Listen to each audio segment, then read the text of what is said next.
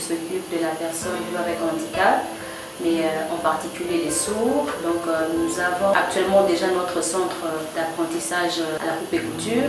Nous avons aussi le centre pour l'apprentissage, l'alphabétisation. Nous apprenons les sourds qui ont raté d'aller à l'école ou bien qui n'ont pas pu avancer dans leurs études. On leur apprend la langue des signes tout en bien écrivant le français. On a constaté que la personne vivant avec handicap, particulièrement le sourd, n'était pas vraiment intégrée dans la société. On s'est dit, bon, on ne veut pas rester dans le constat seulement, on a posé un geste.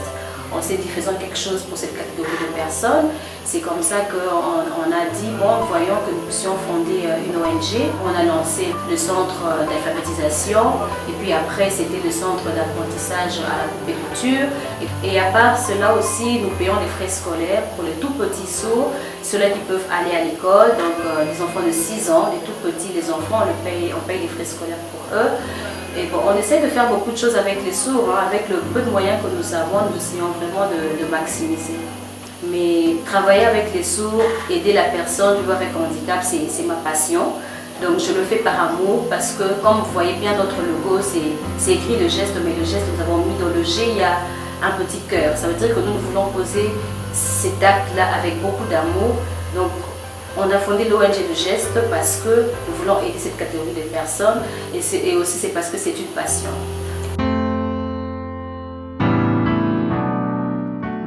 Quand Massila est venue chez nous, elle ne connaissait aucun signe. Donc elle avait pratiquement 7 ans, mais elle n'était jamais allée à l'école. Jamais allée à l'école parce que ses parents ne savaient pas qu'il y avait des institutions aussi, des écoles pour cette catégorie de personnes-là. Alors quand elle est arrivée chez nous dans l'ONG, on a essayé de parler aux parents, on leur a expliqué que non, elle pouvait bien étudier comme étant un enfant normal et qu'on pouvait, on pouvait bien le soutenir. Nous sommes allés au village Bondeko, on a inscrit l'élève et c'est comme ça que vous avez vu qu'elle est entrée à l'école pour apprendre. Et même si vous le remarquez aujourd'hui, elle est épanouie dans ce qu'elle fait, elle sait faire le langage de signes. Donc elle est maintenant une personne parce qu'au milieu des entendants, elle ne savait rien faire, au milieu des sourds, elle ne savait aussi rien faire. C'est vraiment elle qui est vraiment le fruit de l'ONG parce qu'elle a commencé pour première préparatoire et maintenant elle est en deuxième et bientôt elle va avancer et être vraiment importante dans la société.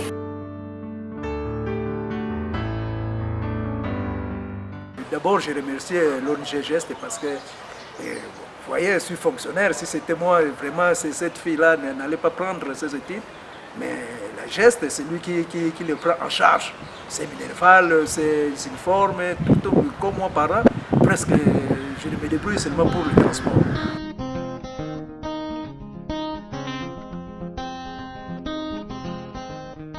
Pour le moment, elle dit très bien. 1, 2, 3, 4, 5, 6, même vers 20, on voyait déjà de le départ parce que si au départ vous voyez qu'il n'y a rien ne marche. Mais pour moi, je suis sûr que Massila va progresser dans sa vie, elle sera quelqu'un dans sa vie. Il y a toute une population, des gens de bonne volonté qui des fois qui appellent et qui nous soutiennent. Et comme des personnes morales, on a aussi quelques entreprises de la place, comme la Fondation Bralima qui nous soutient vraiment énormément. Je me souviens l'année passée, lors de la journée mondiale de sourds, nous sommes allés visiter les bonobos avec la Fondation Bralima. Nous n'avons rien payé, c'est la Fondation Bralima qui avait pratiquement tout fait.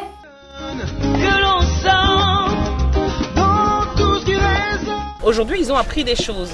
Hein. Donc, apprendre des choses, ce n'est pas uniquement être assis sur le banc de l'école et faire A, B, C ou faire 1, 2, 3, 4. Hein.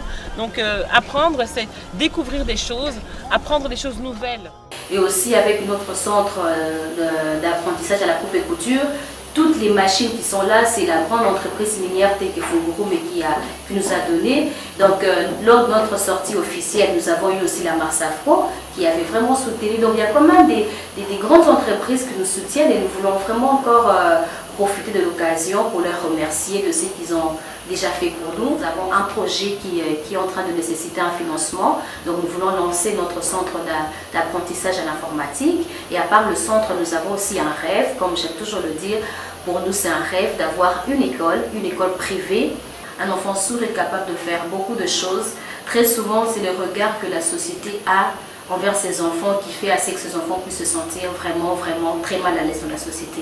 Parce que lorsqu'un enfant s'ouvre à étudier, il peut très bien se défendre. Je félicite l'ONG Geste de ce qu'elle est en train de faire, qu'elle continue, que Dieu donne la grâce, que les donateurs pour qu'ils prennent la charge qu'elle est en train de supporter. On ne peut pas rester là en train de constater, il faut faire quelque chose.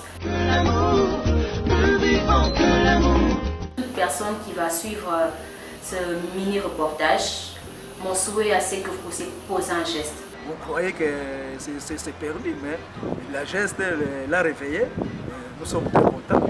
Il suffit juste de regarder et de voir qu'il y a un sourd à côté qui peut bien recevoir quelque chose de votre part. Ensemble, nous pouvons encore faire beaucoup de choses. Ok, il suffit d'un geste. Oui, il suffit d'un geste, c'est ça. Pour que jamais ne s'éteigne.